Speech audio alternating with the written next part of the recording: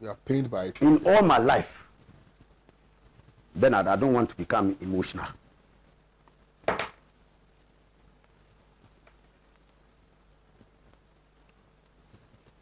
Kwame, in all my life, even under the guise of the MPP, I have seen before the God that I worship. I know. I have seen money. I have been promised money, Kwame. And the Almighty Allah is my judge. I have never ever, Kwame, taken a dime from them to do the bidding of anybody. I know. So if anybody makes that allegation, Kwame, is a pain in my heart. Especially for where I have reached. It's very painful. So Kwame, let me say without any iota of hesitation. And when I began my presentation, I made it clear that this is not an issue for which anybody will defend. And so if I'm accused that, oh, I came to defend the indefensible, Kwame, what does that mean? It means I'm not even mindful of what has happened.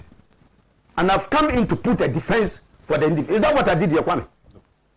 Because I said it up initial that what has happened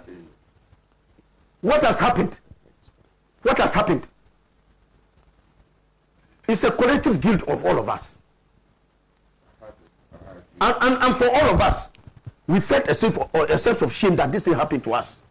Having come from a background where we did this thing to the pleasure of all the rank and file. So there's nothing we can do but to apologize to them and plead with them for forgiveness. Is that not what I said, Kwame? That the only thing we can do at the moment is to apologize to the rank and file of our people and ask for forgiveness. So, Kwame, if we will not forgive one another and NDC and go for, so we are going to throw the party away. We are going to throw the NDC parliamentary. So the NDC parliamentary, we don't need you again. Go. And for 4 years, what is the vanguard for the defense of the NDC? Is that what we want? And that's why I said that even angry as we are, we have a right to be angry about what has happened. Let us express our anger. No two ways about it. We have a right to be angry. But in our anger, we should be measured. That if you go overboard with your anger, even the weapon that you have for fighting your opponent, you destroy that weapon and you give the MPP a field day. Is that what we want? So yes, the things that are happening that are untoward, that are bad, let us speak against them. More importantly, let us act against them as a party. Let us institute a probe. Let us find out what happened. How come that this went on? If it's possible, even from our parliamentary ranks, we can find a way of finding out who did what. Why not? So that we all, it's a process of repair. Any human being, tell me any human being on the surface of this earth who is infallible. Are you infallible? Benamona, are you infallible? You do things, you apologize to people. And when you do those things and you apologize to those people, you tell them that they should not accept your apology. Why in this particular instance? Because it is not any stiff-necked person who is coming and saying that, oh, I'm going to defend what I did. Not a single person can defend what has happened. And that's why I say indefensible as it is. The only sensible thing we can do now is to assuage the head feelings of our people. Is to plead with them for forgiveness. And take steps. Give them the assurance that what has happened will never happen again. And we take steps to make sure that it never happens again. Because you still need the NDC, you still need the parliamentary group to fight the cause of the NDC for the 4 years. Otherwise, we are handing this country free of charge to the Hyenas. And there will be nothing left in this country. What will be the basis for opposing them again? So, Kwame, that is exactly why I'm saying that it is important that we look at the way forward. Angry as we are, legitimate right to be angry about what has happened. But we have a lot of work ahead of us. So we should not look forward. Destroy everything now. Because it has happened, let's destroy everything. And everybody should be condemned, disbanded, killed. Everything should be put asunder. And what happens? And hand over the country free of charge to the MPP. But Mr. Pratt suggests that you are the ones who are doing that. So that is exactly the point I'm saying. And that is what we are crying against. Am I lying? So if we are crying against that, we'll go and do a similar thing, and this one will be even a total handover. worse than even what we are complaining against. Because some few people, 18 people, 3 people, 5 people here, they have done something that all of us are complaining. Even when I said the majority did not even support that move. So now we are just going to jettison the whole majority. The 137, condemn all of them, finish all of them. And none of them has a role to play again in the defense of the NDC again. Is that what we want? Is that what is good for the NDC and this country? So, Kwame, let's separate the matters. The act itself is indefensible. And I've said it here without any, and I've said it, I'll be one of those people who will come out openly and say that. It's indefensible. Let's assuage the anger of our people and tell them it was bad, it should never happen again. Beyond that, what do we do going forward? You can't always ensconce yourself in the past. The past should be a corrective measure for you to look at the future, so that you know exactly what you can do. But if we finish that one, and on the basis of that, like I said, Kwame, there are very decent members of the NDC minority who can never be bribed. I can tell you. Why? In every society, you may have some a few people and others, and as a result of that, it tarnishes the decision of the entire group. Yeah, you can say that. But it is up to the group to begin to take steps to make sure that those things are righted, so that we don't get into a situation where you have the sacrifice of this thing.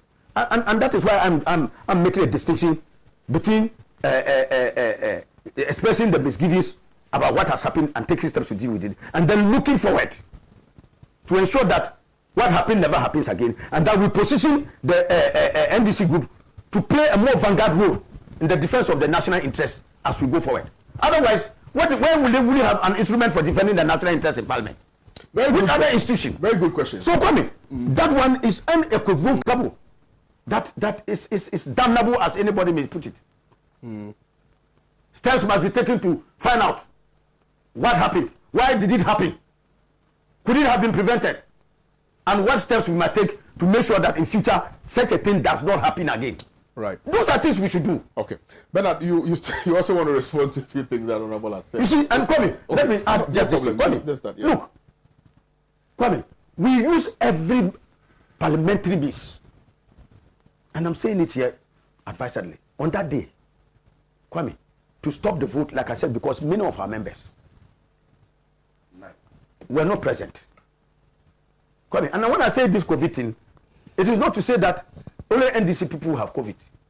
Kwame, remember when this COVID started? In fact, most of the people they mentioned were MPP people. You remember? At that time, did you hear any NDC member who was started at that time for COVID? No. So some of these things happen over time. It just happened that at this particular time, some of the our members, unfortunately, got caught by the dissing. And like I told you, in the case of even World War, it was very critical, very critical. It's only the Almighty Allah.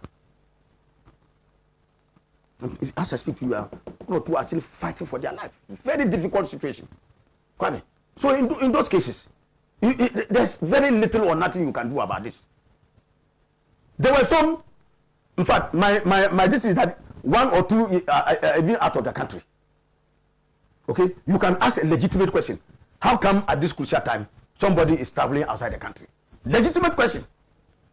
I would not fault anybody for asking that question, because as members of Parliament, Kwame, you don't need, if you are a conscious member of Parliament, Kwame, you don't need anybody to tell you to be abreast with the parliamentary calendar, because we went on break.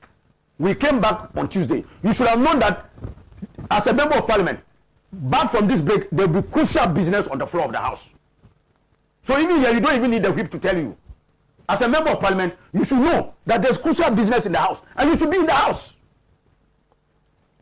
So if you don't know that, you are derelict in your duty. Okay. So Kwame, like I told you, we fought this thing all the way. We use every parliamentary procedure. Look, anybody who was there will tell you, we even started, even before Mr. Speaker, that copies of the report of the appointment committee have not been made available to members of Parliament. So that's another issue. Some members of Parliament, Kwame, I was up and indicated that, look, I never had a copy of the thing. How was I going to participate actively in the debate? So they could have agented. So Kwame, it was there. And so we all asked that in the face of this one, it is proper to go for an adjournment. And the Speaker defied. So Kwame, no, I don't want to. That's what I say, Kwame. There are many issues. Okay. Even responsibilities at the level of the party. That's why I'm saying that, look, all these other blame game here, blame game there, yes, things happen all across. Everybody has a share of the blame. Let us, in apportioning those blames, make sure that the best thing to do is to find ways to ensure that this thing never happens again. And come back from the brink and work as a party to confront the greater task ahead of us. Bernard. Otherwise, we condemn ourselves and condemn everything and then leave the distance. You are MPP will be having a field day. So, Honorable, the message that I'm seeing here, I just want you to know, but you need to address it too. People are saying that, they mention names. Okay. Haruna, Muntaka, the speaker, they are anti-Mahama. That is why they did what they did. That's what people are saying. I don't know what your reaction would be. First and foremost, let me say again. Before the Almighty God, to whom we shall all answer, I want to beg of all NDC rank and file across the length and breadth of the country, all progressive elements, all those who invested their time, energy, their resources, even their lives, and even those who got killed in the process of this struggle, who sacrificed their most precious resource, that is their lives. I beg them, as human beings in our parliamentary caucus, we are falling short of their expectations. It's because we are not infallible as human beings. We have made a grievous error. The only thing we can ask them is to ask for forgiveness. Kwame, I am asking them to forgive us so that we come back from the brink, reorganize and focus on the greater problem ahead of us, which is the MPP. The greater way we can bring justice to them is to work together again as NDC, come back to power and bring back those things, and give them the justice that has been denied them. We cannot get the justice if we surrender the power to the MPP as we are doing. And so, yes, I am as anguished as any of them that these things have happened to us. The fact that it has happened, Kwame, like I said, when you trip and fall, you don't remain lying there. You get up and look at where you tripped, draw that lessons and move forward. I'm pleading, I'm begging. I'm on my knees, Kwame, begging all our rank and file, begging all our people across the length and breadth of the country to let us, not just, I'm not saying they should wish away what has happened. Let us all together try and interrogate what has happened. Get to the bottom of the matter, draw very useful lessons, and make sure that, Kwame, this thing never happens again. So that we position the NDC by the grace of Allah Almighty to get power and bring justice to them. Because under this hopelessly uninspired and incompetent God, we can never get justice under them. Thank you very much, Honorable A.B.A Fuseini.